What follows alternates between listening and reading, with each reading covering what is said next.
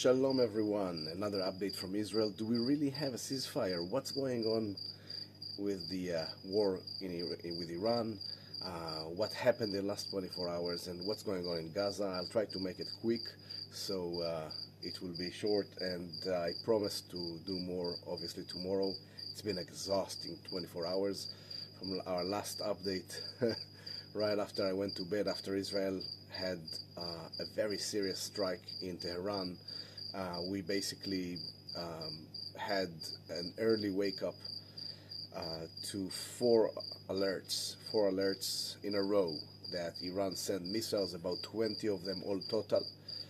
Unfortunately, one of them direct hit a house in Beersheba, destroyed the whole neighborhood, killed 4 people that were staying in the safe room, because it was a direct hit to the safe room, and they were killed. That's very, very unfortunate. And there was a 5th attack towards Haifa, and the rocket was intercepted. Most of the rockets were intercepted, but unfortunately the one in Beersheba hit directly. The Iranians actually broke the time that President Trump said the ceasefire will begin, and Israel sent airplanes to, again, severely bomb Iran, but then Trump woke up and said no, unaccepted, and basically Israel just bombed a very small kind of like a radar next to Tehran, and that's it. This was the end of this episode, and this is basically the ceasefire that in our feeling, in the Israeli feeling, was forced by obviously by America, and the question, we have a lot of questions in our hearts, a lot of questions in Israelis' hearts, and the question is, are we done? Is it safer now? They don't have the ability and the capability to get to a nuclear weapon. What about the ballistic missiles? As far as the Israeli intelligence is telling us, they still have about 1,000 of them, and the Chinese are going to help them to recover the industry and the plants, the factories, to make more. If they're going to create more, and I've been talking a lot about it, this is a huge risk to Israel. About the nuclear capabilities, it's been in the media all over that there are assumptions, intelligence assumptions, that some of these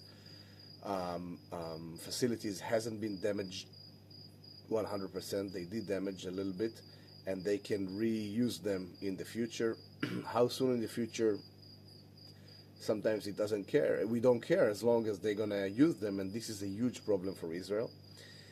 And I'll tell you, there's intelligence about a few sites that are secret, that either hasn't opened yet, or they're too deep in the ground that even the bunker busters cannot explode them. One of them is in Isfahan, a site that was exploded by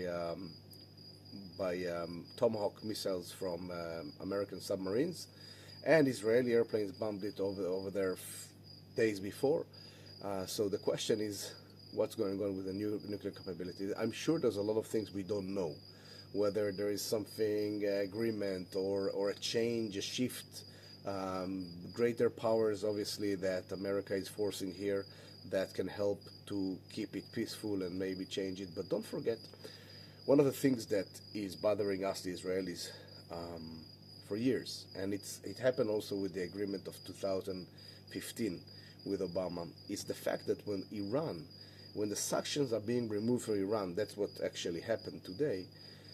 The sanctions are being removed, they're going to get a lot of billions, and these billions are going to be used again to the Ring of Fire, and the Ring of Fire is a problem to Israel's existence. What is the Ring of Fire? I will remind you, the proxies of Hezbollah, Hamas. So it's basically leaving the monster damaged, injured, and the feeling here in Israel is that we could do more, but we were stopped. And again, I hope, and we all hope, that peace will come and there will be stronger agreements between other countries that will not enable Iran to even threaten the area, especially not building a nuclear capability, which is very, very, very dangerous to the area. We've had two more drones that were knocked down that they sent after the ceasefire started at 7 in the morning here in Israel, that were knocked down by the Israeli Air Force before they went into Israel. And this is, again, with no retaliation from Israel. And maybe that's the thing that has to happen. Now, it's crazy. From 100% being alert, tomorrow we're going back to school. The kids are going back to school. We had to put them down to sleep earlier. And they didn't want to go. No kids want to go back to school. They still have few days until Sunday. Sunday is the last day in school for the elementary schools in Israel. And they're going back for 3 days more, Wednesday, Thursday, Sunday. Friday they don't go to school here in our school. So it's kind of like weird to go back to routine, like from out of nowhere, and maybe go sleep a full night's sleep. Although again, it's still late. I'm updating here, but I will get some few hours of sleep without a fear of running to the shelter.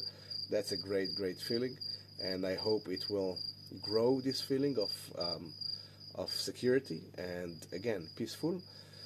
We can't forget. I'm sorry for reminding it and getting it at the end, but this is going to be our main issue today, Gaza. We still have 50 hostages in Gaza. 20 of them, at least 20 of them, are alive as far as we know. And we have to bring them back. What has been going on in Gaza has brought a lot of criticism. It's a very sensitive situation. And I do want to get into a very detailed video about it. So I won't get into too many details. I'll just say that there was a lot of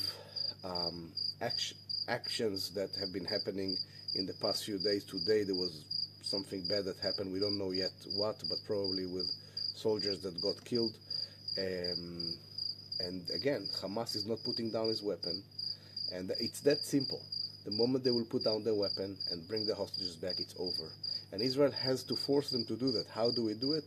Again, I will go into details from information that I have from inside later, maybe tomorrow or the day after. I'm sure that we will hear some news about hostages deal. I really hope it's going to be a complete deal with all the hostages back, but it seems like they're going on a kind of like a phase one with half of the leaving hostages and then later ending the war is something that, again, is problematic for Israel, leaving the monster on the border. How can we secure the life of the people that were invaded in the rooms, into the shelters, into their life, and brutally, many of them brutally murdered, some of them survived? How can we ensure their life to go back to their communities with Hamas on the border? It can't happen. Israel says it cannot happen, and this is the basic issue. Again, more details later. Again, I invite you all to ask questions. As the airspace of Israel is opening up, it's very quiet.